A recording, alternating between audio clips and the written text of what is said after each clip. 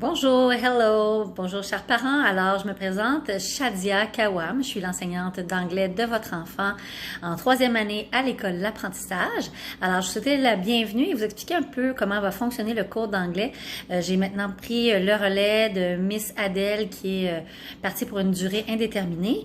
Donc, mon objectif dans le cours pour vos enfants, c'est vraiment qu'ils apprennent beaucoup de vocabulaire et qu'ils solidifient leur base en anglais, qu'ils apprennent plus et plus et plus. Un cours type de troisième année, premièrement, on travaille avec le manuel New Adventure. Les enfants arrivent, ils ont une petite routine où on revise des chiffres, des couleurs, des formes, des dates, des mois, des choses comme ça. Ils ont toujours un 5 minutes d'étude que je leur donne au début du cours pour étudier leurs mots de vocabulaire. Je vais vous en parler. Et ensuite, on revise un petit peu le dernier cours et on embarque dans la nouvelle matière. Ce qui concerne les devoirs et les études de vos enfants de troisième année, moi, je demande environ 2 fois 10 minutes par semaine d'études des mots de vocabulaire. Ensuite, pour les devoirs, il se peut, oui, que les enfants aient les devoirs. Ça va dépendre vraiment de... On va le commencer en classe et je vais leur demander parfois de terminer à la maison. Donc, la page, les 2 pages qui vont rester à faire. Comment se préparer pour l'étude? Donc, parce que je dois vous dire qu'il y aura toujours une évaluation que je vais faire à partir de maintenant. J'en ai déjà fait quelques-unes. Ça peut être des formatifs que je ne compterai pas nécessairement, désolée. Mais pour les troisième année, à chaque jour 9, il y aura un test de vocabulaire d'anglais. Donc, comment ils peuvent se préparer à ces mots-là de vocabulaire? C'est qu'ils ont une liste de vocabulaire que je leur ai fourni papier et ils savent quelle partie étudier très d'avance, il n'y a pas de problème avec ça. Et voilà, c'est ce qu'on fait aussi en classe. Donc, ils peuvent se préparer à l'avance pour faire le test chaque jour 9.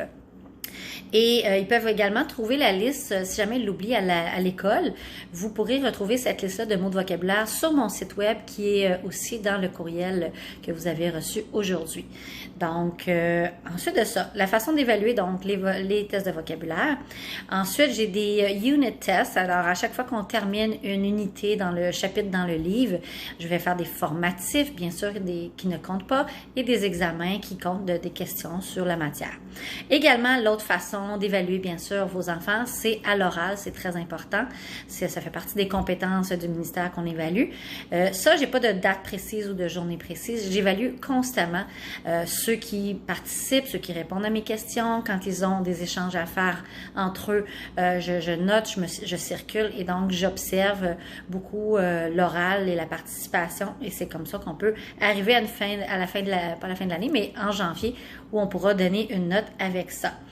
D'ailleurs, je voulais vous dire, les vocabulary tests, les tests de vocabulaire que je fais le jour 9, je vais toujours les corriger immédiatement et je vais les donner aux enfants. Je veux qu'ils les ramènent à la maison et que vous fassiez une signature, s'il vous plaît, de ces tests-là.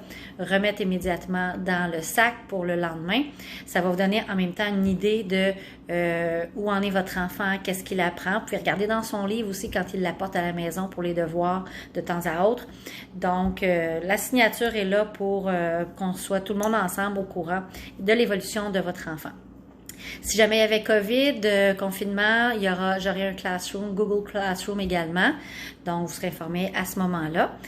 Pour la fin, je vais tout simplement vous dire que si vous avez des questions, quoi que ce soit, n'hésitez pas à me donner un courriel avec mon courriel de la Commission scolaire de la capitale, de m'envoyer un petit mot. Ça va me faire plaisir de vous aider. Alors, on est là pour la réussite de votre enfant en anglais cette année. Je vous remercie et je vous souhaite une très belle année. Have a good year.